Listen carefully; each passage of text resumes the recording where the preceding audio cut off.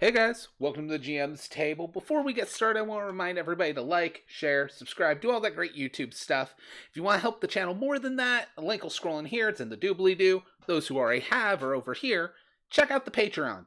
There you'll get videos early, you'll get access to PDFs, including books we've released, as well as all my GM notes. There's the link. As well as all my GM notes through OneNote and stuff that you can crib for anything from my campaigns. All depending on tiers, blah, blah, blah.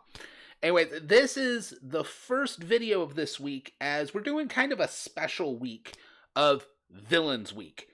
I wanted to cover for my 3 systems how to kind of keep reoccurring villains around. And we're starting with some general tips as well as the most popular system, 5th edition. On Wednesday, we're doing Savage Worlds, and on Friday, we're doing basic fantasy, so OSR type stuff. First and foremost, keeping reoccurring villains around in games like 5th edition is much easier than other systems. But I want to bring up some general tips, and they're going to be reiterated in the other videos in case someone only watched for the one video. And that is things like, if you don't want your players to be able to kill your villain, don't put your villain in the same room as them. Find reasons for the villain not to be there. And this is a list of spells right out of the player's handbook. No other supplements, no extra books of spells that are going to help either get the villain away quickly or make sure he was never there in the first place. But on top of that, villains don't always have to physically be there to be intimidating. Villains you can hear about, lackeys, minions that they send out, plots and machinations. Keep that villain hidden. Keep them as far away from the villains as long as possible, but make sure their reach, their influence touches the heroes. Sorry. Do that. Keep villains at a distance. Keep them mysterious. You want them big, gloating, monologuing? You can, and there's ways around it where they don't actually have to be there. Now, again, in games like 5th edition, in games where the power curve gets huge, you can also just have a very powerful villain show up that the players can't defeat. Like, realistically, the odds of them winning in a fight won't happen. However, you have some problems there. That's the easy route of you could have a Lich that has like 20 hit die go against them at 3rd level. But at that point, why doesn't the Lich just snap his fingers and they're all dead? That's its own problem. You also have issues of the very, very powerful villains. If they're taking notice of low-level players, why don't they just destroy them? You need to keep the players on the villain's radar enough to be a nuisance, but not so high that when the villain's so much more powerful than them, you can just obliterate them. He doesn't. So there's this balancing act. Typically what it is you just don't actually have the villain be as powerful as you would think. Give them access to powerful things. In fact, my 5th edition game is starting to go down the road of a Thieves Guild. The head of the Thieves Guild doesn't have to be 20th level. He just has to be the head of the Thieves Guild and have access to wizards and clerics and all these people in his employ that have access to these powers. Give them scrolls and like one-use items to kick off spells you might need. As well as simply just the fact that they have lieutenants and generals and foot soldiers that they can just send out after you. They don't need to get their hands dirty. Now with that, again, I might put a link down below if I can find it all. This was by pure coincidence, but the guys at WebDM recently did an episode on villains, and they do a lot of great discussion in the general topic of it. So I don't want to reiterate too much of them because they're going to do it better than me. I'm going to be real honest. They have a lot more experience in these videos, and they put out top quality products. So I'm going to try and put a link to theirs down there as well if you haven't seen it. What I'm going to focus on instead, since that came out, I got to shift gears.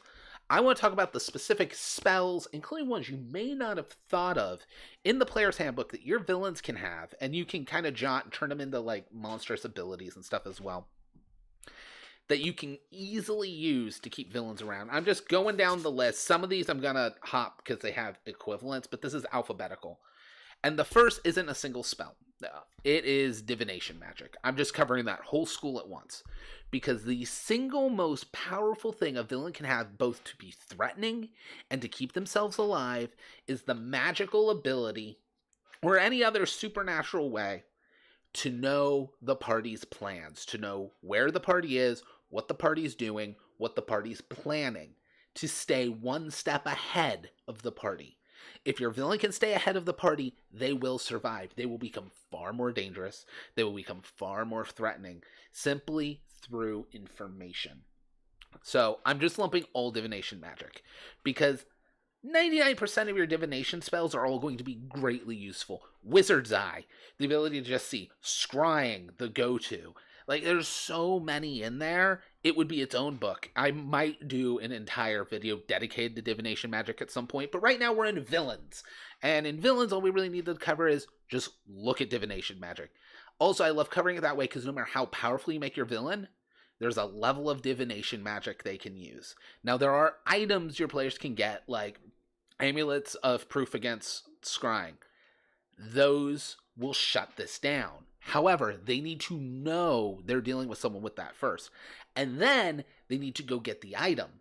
And on top of that, they will likely need to get an amulet for each of them. That's actually what, again, my 5th edition game is currently dealing with. They're dealing with a witch who has hags, and they know clairvoyance is on the table. They know scrying is on the table. So they are looking to get to a location to get the items to take to a friendly gold dragon to be made into these amulets. That's kind of become their bigger quest. And that's all because they just know it's on the table. It feeds into more adventures as well. Once they have those items, yes, this is less threatening. But that's players preparing, and that's kind of a victory. Moving on from that, in alphabetical, this is a high-level power, but clone. Clone is such a great go-to, especially if you're looking at like a character that's incredibly wealthy but may not be magically inclined themselves. Clone is what you will use, so you can go, we defeated him, but he has clones. It's real simple. It's actually kind of better than Raise Dead and Resurrection because there's more of him. To me, this is better than Raise Dead and Resurrection because with clones, the villain can also be getting multiple things done in multiple locations, which means figuring out how to thwart him becomes much, much harder while also keeping him survivable. It also gives an air of mystery of, well, how is he doing all this until they know the clone spell. Moving on from that, we have Dimension Door, and I just lumped in Teleport with this. This is an easy get-out-of-jail-free card of, well, they teleport away. I'm not a huge fan of this. First of all, teleport, you have to know where they're going. They have range limits. You can plan against it, but it's also just kind of a, and he ran away. It's a much better, and he ran away. For villains, I'm cool with lieutenants that have this. The Thieves Guild one's a little different because thieves are supposed to be slimy and tricky, and I'm okay with this, but it feels cheap more often than not for a villain to just teleport away. I'm fine with them doing it because villains are cheap and underhanded, but not repeatedly. Then it just kind of becomes expected. Moving on from that, though, Dominate Person. Dominate Person is incredibly useful for a few things. When you combine it with illusionary magic, you can dominate a loved one of the party or of a party member, dominate them into being a duplicate of the villain, and then use illusionary magic so that they look like it. And try and get a villain to trick the party into thinking they're killing the villain and kill a loved one.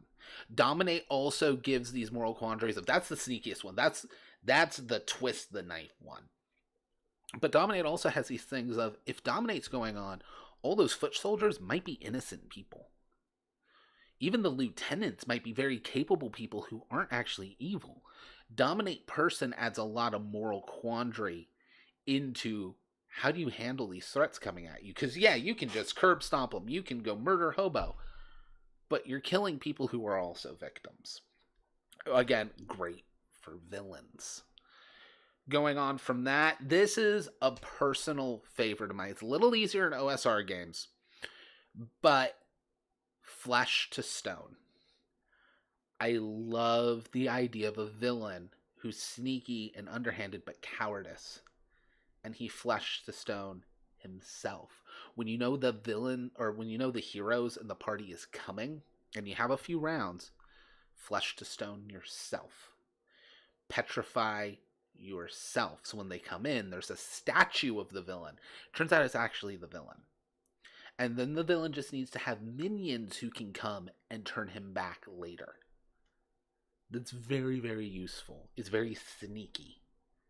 Now again, they might smash the statue. It's a risky thing. It's good for lower end villains who maybe make mistakes, maybe have a great deal of hubris, because they could smash that statue and then the villain's in a tight spot when they come back. Break the arm off and all of a sudden the villain doesn't have an arm. Issues like that. But it's a good sneaky one, honestly. It's a good one to make the villain seem clever, but cowardly. Because it's a very cowardly move, but it's also unexpected. After that, we have another basic, Fly. Fly will only work at low level, because eventually your party is going to have access to flight in D&D. 9 times out of 10, flight happens pretty low level in D&D. So they can fly. This is a literal runaway, but it's a runaway in a way that's harder to follow than just running. That's actually why I didn't even put like Expeditious Retreat, because it's just I'm better at running away. But flight, at least at low level, can be tricky. They soar off. It's actually what makes dragons really threatening, as well as the swoop and can pull away. Controlling the vertical aspect of the battlefield for fleeing is super useful. After that, we have another standard, invisibility. Personally, I actually really enjoy villains who pretend to teleport and instead just become invisible and hide. It's cowardly, it's sneaky, but then they're like, he teleported away, where could he be? And he's here the whole time. And then you have that option of, with greater invisibility, he's here, and maybe on a more bloodthirsty villain, you could kill a party member, do that, and then actually teleport away. But invisibility is a good sneak out the back door situation. If you combine it with making them think you teleported, it gives a level of deceitfulness that works well in villains. After that, this is another one I love. I think it has a little more punch in OSR games, but Magic Jar. Magic Jar works really well in a similar way where when we get to Reincarnate, where you don't know who the villain is. You may have seen the villain, but with Magic Jar, their body's hidden somewhere. And then they're bringing people, or typically their minions or someone, are bringing people near the jar and possessing new bodies. The villain is actually a consciousness for a lot of this situation. As well, Magic Jar actually lasts until you dispel it. So, with all of that, they can deal with that. Now, if you kill a body that the villain's in, unless he's within 100 feet of the jar, he will die too. If he's within 100 feet of the jar, it's a save or they die. So it's not a perfect situation. But you combine that with the ability to flee, and all of a sudden what you think are different villains can become what's actually a reoccurring villain. It can be a villain that you never know where he is, because you never know his face. Moving on from that, I'm actually going to lump a few of these in. We have Major Image, but I'm going to jump down to Programmed Illusion, and then the best one, Project Image.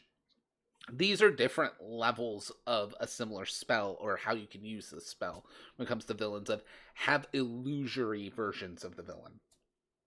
Project Self is the best one, because it's a range of 500 miles. The villain doesn't have to be near it at all. Can see through the illusion, so can interact normally. Programmed Image, or Programmed Illusion, is it's less useful, or I should say less adaptable. Projected Image, you can interact.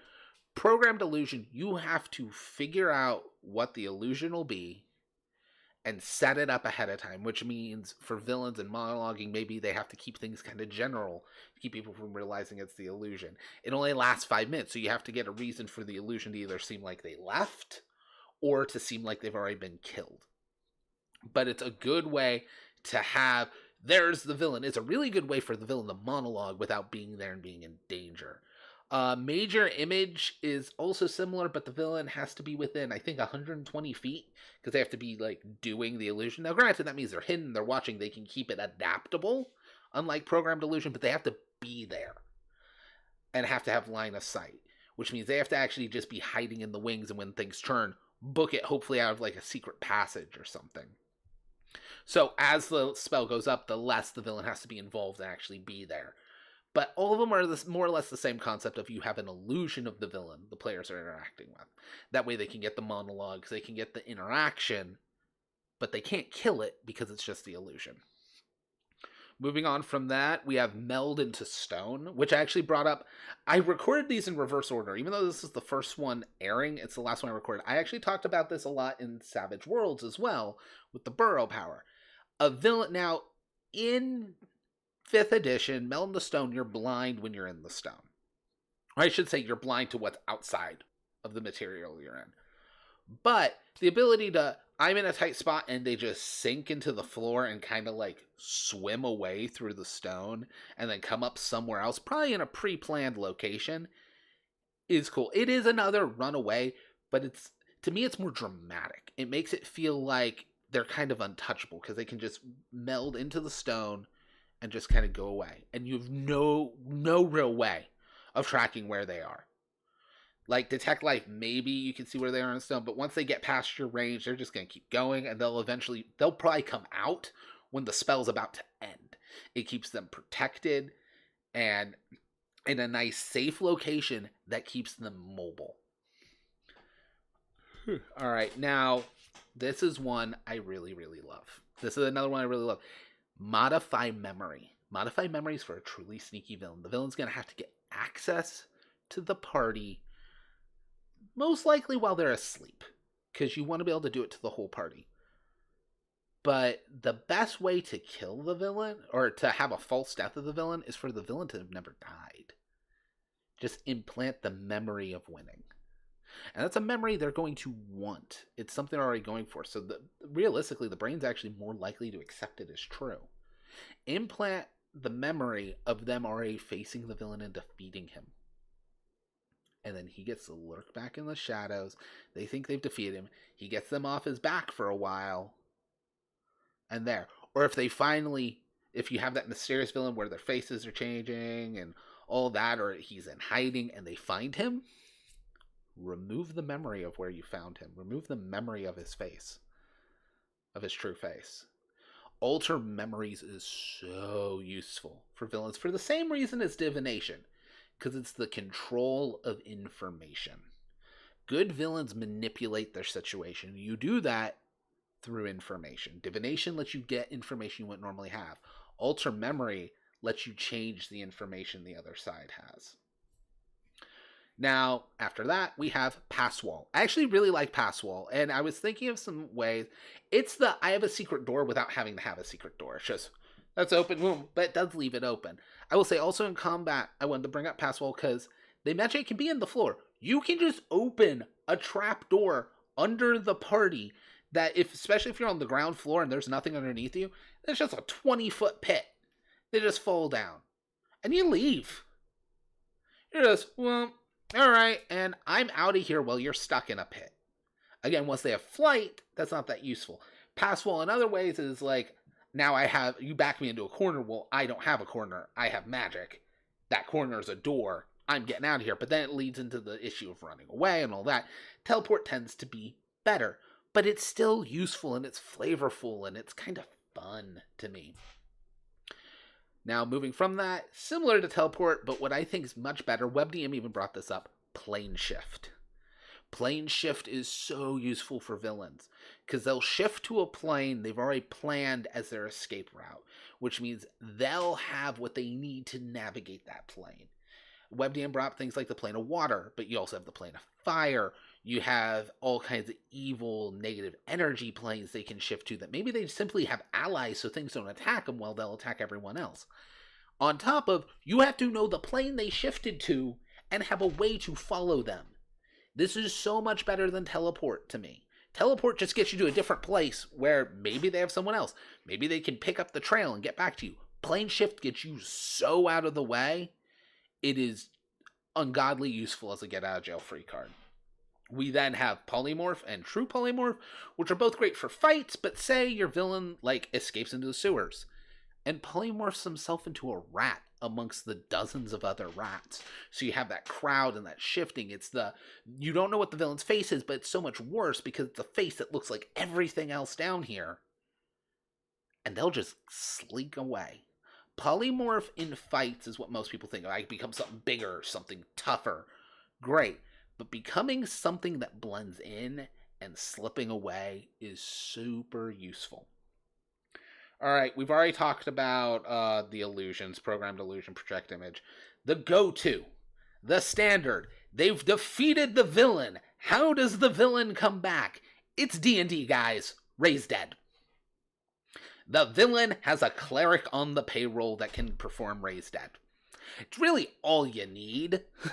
So it's in a lot of ways, it's the most basic one. I'll actually just jump to Resurrection and True Resurrection as well. If they have higher payroll and access to way better clerics, you have this too. The ability to just come back from the dead in D&D is actually pretty easy. And the players, when they get high enough level, will be using it. So simply remind them, villains got access to this stuff too, guys.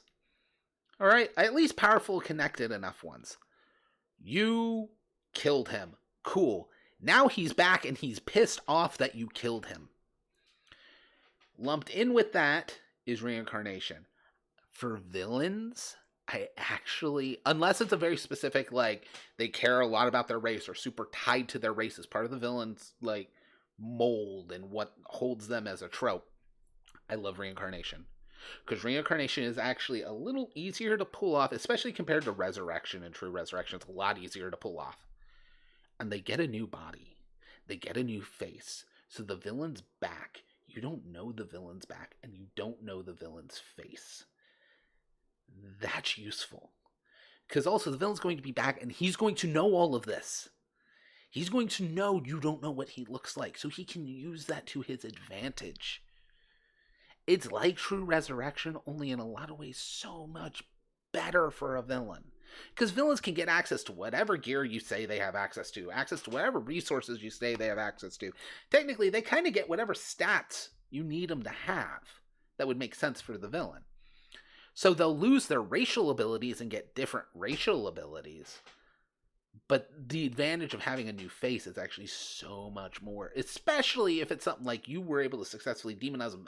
The kingdom knows this is a villain. But they don't know the new face. So the villain can regroup and replan. Reincarnation is so great. Moving on from that, though, we got a couple left.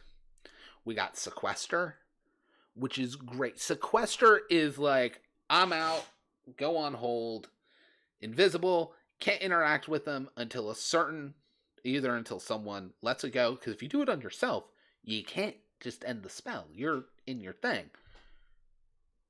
But you can set triggers for Sequester to automatically undo. And it can be triggers like, until no personal enemies of mine are within a mile, Sequester ends. And also, boom, I'm back. It is literally a get out of jail free card.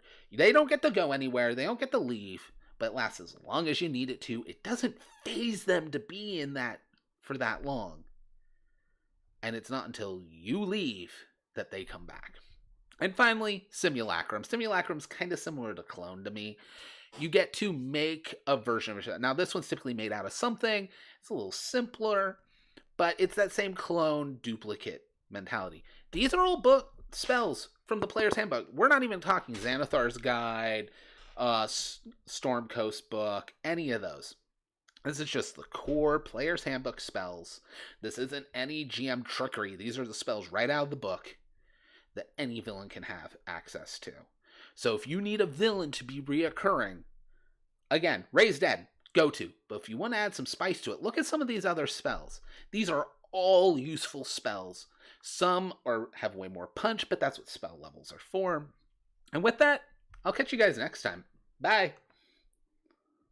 Like that video, check out another video over here. Whatever it is, it's probably pretty good. Don't forget to like, share so other people can find the channel, and subscribe right up there. YouTube now won't let me put a link to the Patreon, but there is a link down in the description below. So if you want to help support the channel, check that out, and I will catch you guys next time.